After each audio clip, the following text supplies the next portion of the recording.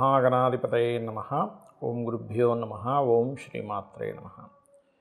అరుణాం కరుణాతరంగితాక్షీం ధృతపాశాంకుశపుష్పబాణచాపాం అనిమాదిభిరావృతాం మయూకైః అహమిత్యేవ విభావయే భవానీం. శ్రీమాత్రే నమః. ప్రేక్షకులకి ఆ లలితాంబిక అమ్మవారి యొక్క అనుగ్రహం పరిపూర్ణంగా కలగాలని మనస్ఫూర్తిగా కోరుకుంటూ మనం ఈరోజు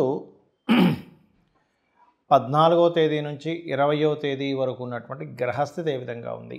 ఈ వారం మొత్తం 4 గ్రహాలు మారుతున్నాయి. కుజుడు కన్యారాశిలో ఉన్న కుజుడు 14వ తేదీ కరెక్ట్గా తులారాశిలో మారడము, మరియు శుక్రుడు కూడా కర్కాటకంలో ఉన్న శుక్రుడు సింహంలో కేతుతో రవితో వచ్చి కలవడం, ఆ రవి సింహంలో ఉన్న రవి 17వ తేదీకి సరిగ్గా మనకి కన్యారాశిలోకి రావడం జరుగుతుంది. అదేవిధంగా కన్యారాశిలోకి వచ్చినటువంటి రవి ఇక్కడ గమనించుకున్నట్లయితే అతనితో పాటు బుధుడు కూడా 14వ తేదీకే కన్యలోకి మారుతున్నాడు. అంటే కన్యలో బుధుడు ఎగ్జాల్ట్ అవుతున్నాడు. బుధుడు రవి కలిసి మనకి బుధాదిత్య యోగం కలుగుతుంది. ఈ వారం నుంచి చూసుకున్నట్లయితే శుక్రుడు కేతువు కలుస్తున్నారు. సో ఈ యొక్క గ్రహస్థితిని అనుసరించి ఎవరెవరికి మంచి ఫలితాలు జరగనున్నాయి, ఏ విషయాల పట్ల మీరు జాగ్రత్తగా ఉండాలి అనేటువంటి అంశాలు చెప్తుంది నేనైనప్పటికీ కూడా చెప్పేసిన సాక్షాత్ లలిత అమ్మవారికి భావిస్తూ ఒక్కొక్కటిగా తెలుసుకుందాం. కన్యవారికి కనుక చూసుకున్నట్లయితే రాశిలోనే రవి బుధుల యొక్క కలయిక రాబోతుంది ఈ వారం నుంచి మీకు. కాబట్టి పేరు ప్రఖ్యాతలు రావడము, విదేశాలకు వెళ్ళి ఉద్యోగం ప్రయత్నం చేసేటువంటి వారికి బాగుండడం, బయట దేశాల్లో ఏదైనా వ్యాపారం చేయాలనుకునేటువంటి వారికి చాలా బాగుంటుంది. ఏదేమైనప్పటికీ కూడా మీరు ఇన్ని రోజుల నుంచి రావట్లేదు పేరు అనేటువంటిది ఇక్కడ నుంచి పేరు రావడం కూడా జరుగుతుంది. కాకపోతే కాస్త మీరు ఈ రవి యొక్క స్థానాల్లో శుక్రకేతువులు ఉన్నారు కాబట్టి శుక్రకేతు గ్రహాల దగ్గర దీపారాధన కనుక చేసుకున్నట్లయితే ఆ నేమ్ అండ్ ఫేమ్ వచ్చేటువంటి విషయాల్లో జరుగుతున్న కొన్ని ఆటంకాలు తొలగుతాయి. కాకపోతే ఇక్కడ ముందునేమో కుజుడు వెనకాతల కేతు ఉన్నాడంటే పాపకతీరులో ఉంది మీ లగ్నం. కాబట్టి మీరు శుక్ర కేతు కుజ ఈ 3 గ్రహాలకి దీపారాధన చేసుకోండి. కుటుంబ సభ్యుల్లో ప్రధానంగా అన్నదమ్ములు అక్కచెల్లెల వరుస వారితో కొన్ని ఫైనాన్షియల్ డీల్స్ విషయంలో, ఫైనాన్షియల్ మ్యాటర్స్ విషయంలో కొన్ని గొడవలు రానున్నాయి, గుర్తుపెట్టుకోండి. అలాగే మరొక విషయం ఏంటంటే ఏదైనా ప్రాపర్టీ కొనడము, ఆభరణాలు కొనుగోలు చేయడము, ఇటువంటివన్నీ కూడా కలగనున్నాయి. ఏదైనా కొత్త కోర్స్ చేయడము, మీరు జాబ్ ఇంప్రూవ్మెంట్స్ కోసం చేసే కొత్త కోర్సెస్ సక్సెస్ఫుల్ అవుతాయి. కాకపోతే నేను ఇందాక చెప్పినట్టుగా కుజ కేతు శుక్ర గ్రహాల దగ్గర దీపారాధన చేసుకుంటేనే ఆ పాపకర్తరి యోగం అనేటువంటి తగ్గుతుంది. ఒకరిని ఇష్టపడిన వారిని వివాహం చేసుకుందాం అనుకోవడం, వాళ్ళు మళ్ళీ ఏదో వేరే దేశాలకు వెళ్ళిపోవడం ఇటువంటివి చూపిస్తున్నాయి. అలాగే శత్రువుపై జయం అనేటువంటిది ఉంటుంది, అందులో ఎటువంటి సందేహం లేదు. అదేవిధంగా మరొక విషయం ఏంటంటే ఇక్కడ ఈ బుధుడు రవి కలిసి లగ్నంలో ఉన్నందుకు పర్టికులర్గా గుర్తుపెట్టుకోండి, ఈ యొక్క కాంబినేషన్ ఏదైతే ఉందో ఈ కాంబినేషన్ మీకు ఉద్యోగ అవకాశాలని, ఉద్యోగంలో ఎదుగుదలని కూడా ఇస్తుంది. కాకపోతే ఇక్కడ ఈ బాధ కూడా అయ్యాడు కాబట్టి మీకు మీ జీవిత భాగస్వామికి కూడా మీకేమో కొంచెం ఉద్యోగ సంబంధించిన విషయంలో ఇదిగో అయిపోతుంది అనుకుంటేనే ఈ పాపకత్తెర వల్ల కొంత స్ట్రెస్ ఉంటుంది. మీ యొక్క జీవిత భాగస్వామి ఏదైతే తను ఏదైనా ప్రాపర్టీ కొనాలి, లేనట్లయితే ఏదైనా కోర్స్ అనడానికి అంటే వారు అటువంటివి ఏమైనా చేయడానికి అనుకూలంగా ఉంది చెప్పాలంటే. ఇక మీరు నిత్యము చేయవలసిన దేవతారాధన వెంకటేశ్వర స్వామి ఆరాధన చేయండి. మరీ ఫైనాన్షియల్గా బాగా ఇబ్బంది ఉందనుకునేటువంటి వారు కాస్త ఓం స్కందాయ నమః అని నామస్మరణ చేయండి, లేదా ఓం సంపత్కరీ సమారూఢ సింధుర వ్రజ సేవితాయ నమః. మరియు ఇన్వెస్ట్మెంట్ చేసేటప్పుడు ఎట్టి పరిస్థితుల్లో శుక్ర మంగళవారాలు చేయకండి, మరియు చూసి చేయాలి ఈ వారం అంతా కూడా ఇన్వెస్ట్మెంట్స్ అనేటువంటివి. బికాజ్ ఆఫ్ 12వ స్థానంలో శుక్రుడు కేతు ఉన్నందుకు చాలామంది మేము ఎన్నో పరిహారాలు చేస్తున్నాము, వార ఫలాలు అలా చెప్తున్నారు, మాస ఫలాలు ఇలా చెప్తున్నారు, అదేవిధంగా సంవత్సర ఫలాలు ఈ సంవత్సరం ఇలా ఉన్నారు, కానీ మాకు అందులో కొంత పర్సెంటే ఉపశమనం లభించింది, ఎందుకు పూర్తి స్థాయిలో రావట్లేదు అని బాధపడుతూ ఉంటారు. చాలామంది నన్ను అడుగుతూ ఉంటారు. ఒకటి గుర్తుపెట్టుకోండి, ఈ రాశి ఫలితాలు ఏవైతే ఉన్నాయో ఇవి కాలం ఎంతవరకు మనకు అనుకూలిస్తుందని చెప్పేది మాత్రమే. మిగతా అంతా కూడా మీరు మీ యొక్క పర్సనల్ చార్ట్ అంటారు, అంటే మీ జన్మ జాతకం అని ఉంటుంది. మీరు పుట్టినప్పుడు ఏ రోజు జన్మించారు, ఏ నెలలో ఏ మాసంలో జన్మించారు, ఏ సంవత్సరంలో జన్మించారు, మీరు జన్మించినప్పుడు ఉన్నటువంటి లగ్నం ఏమిటి, 12 లగ్నాల్లో రాశి ఏమిటి, నక్షత్రం ఏమిటి, మీరు పుట్టినటువంటి జన్మలగ్నం నుంచి ఏ గ్రహాలు అంటే నవగ్రహాలు ఉంటాయిగా, మీకు కీర్తినిచ్చేది మనస్కారకుడు, అదేవిధంగా మీ బుద్ధికి, మీ వ్యాపారానికి కారకుడు, మీ వివాహానికి, వివాహ జీవితానికి, సంతానానికి, సంపదకి కారకులు, ఇలా ఒక్కొక్క కారకులు అవుతారు. 12 భావాలు, 9 గ్రహాలు, 12 లగ్నాల్లో ఎక్కడ జన్మించారు, అలా జన్మించారు, ఏ గ్రహం ఏ నక్షత్రం మీద ఉందనే దాని మీద మీరు పూర్వజన్మలో చేసుకున్నటువంటి కర్మ ఆధారంగా ఆయా గ్రహాలు ఆ స్థితిలో ఉన్నప్పుడు మీరు జన్మించడం జరుగుతుంది, గుర్తుపెట్టుకోండి.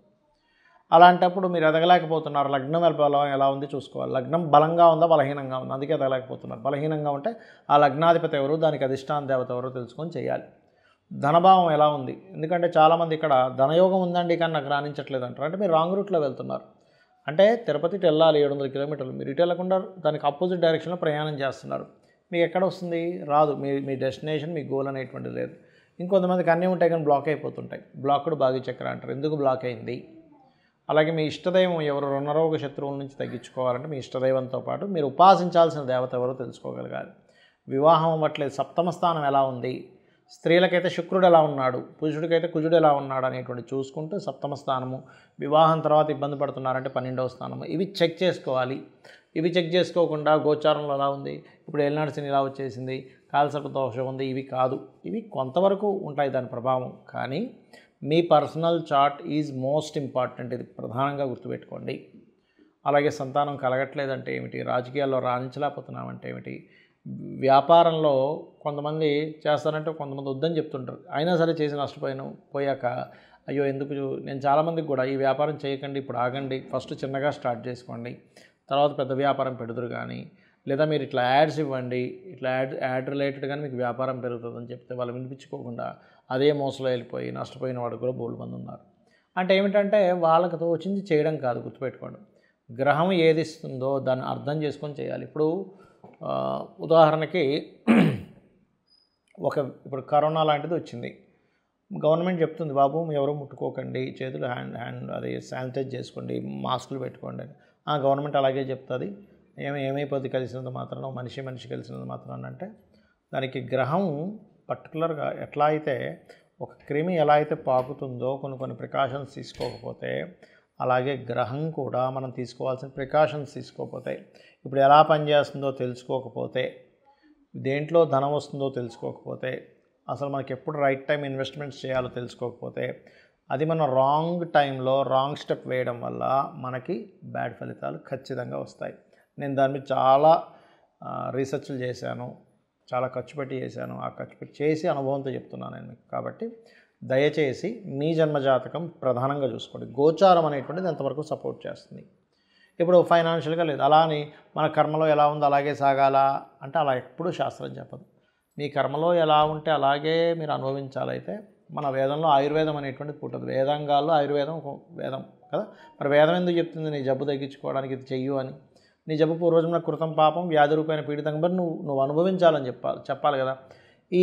ఈ చెట్టు యొక్క మూలిక తీసుకో, లేకపోతే అది చేయాలి ఎందుకు చెప్తుంది? ఔషధం ఎందుకు తీసుకోమని చెప్తుంది? అవతల సేవనం ఎందుకు చెప్తుంది? వేదం చెప్పదుగా.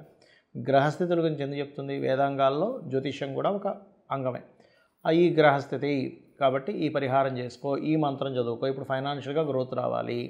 ఓం సంపత్కరీ సమారూఢ సింధుర వ్రజ సేవితాయే నమః, లేదా ఓం ధర్మాధ్యక్ష ధనాధ్యక్ష ధనధాన్య వివర్ధినే నమః. ఈ మంత్రంలో అద్భుతమైనటువంటి సీక్రెట్ ఉంది. ధర్మంగా ఉంటే ఆటోమేటిక్గా ధనం వచ్చేస్తుంది. ఇంక మీకు ధర్మానికి ఆవిడ అధ్యక్షురాలు, ధర్మం పాటిస్తున్నారు, ఆవిడని మీరు మెప్పించినట్టే. ఆ మెప్పించిన అమ్మవారు ఏం చేస్తుంది? ధనం కూడా ఇస్తుంది. కాబట్టి ధర్మాధ్యక్ష ధనాధ్యక్ష ధనధాన్య వివర్ధినే నమః చేసుకోవచ్చు. హెల్త్ ఇష్యూస్ ఉన్నాయి, ఓం సర్వవ్యాధి పరసమనై సర్వమృత్యు నివారణి అగ్రగణ్య చింత్య రూప కలికల్మశనాశినే నమః చేసుకోవచ్చు.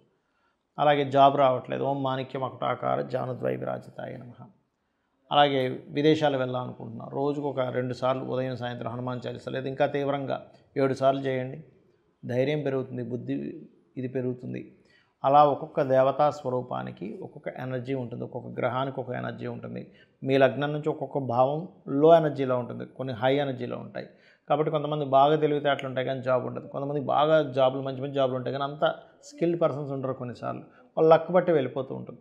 కాబట్టి మీకు అసలు మీ జన్మజాతకంలో ఏ భావం ఎలా ఉంది, లగ్నం నుంచి మీరు ఏ విషయంలో సఫర్ అవుతున్నారో ఆ సంబంధించిన భావాధిపతి వీక్గా ఉండడం వల్లే అవుతున్నారు. ఇదంతా పూర్వజన్మ కర్మ వల్ల వచ్చింది. కాబట్టి దాన్ని మనం పలానా నామస్మరణ చేసుకొని కూడా తగ్గించుకోవచ్చు. దానికి ఏదో లక్షలు కోట్లు ఖర్చు పెట్టి రెమెడీ చేసుకోవాలనేటువంటి ఆ ఆలోచన నుంచి బయటకు వచ్చేసి చక్కగా కూర్చొని జపం చేసుకోవడం చేయండి ఖచ్చితంగా. అంటే పాజిటివ్ థింకింగ్ ఈజ్ ఆల్సో జపమే, గుర్తుపెట్టుకోండి.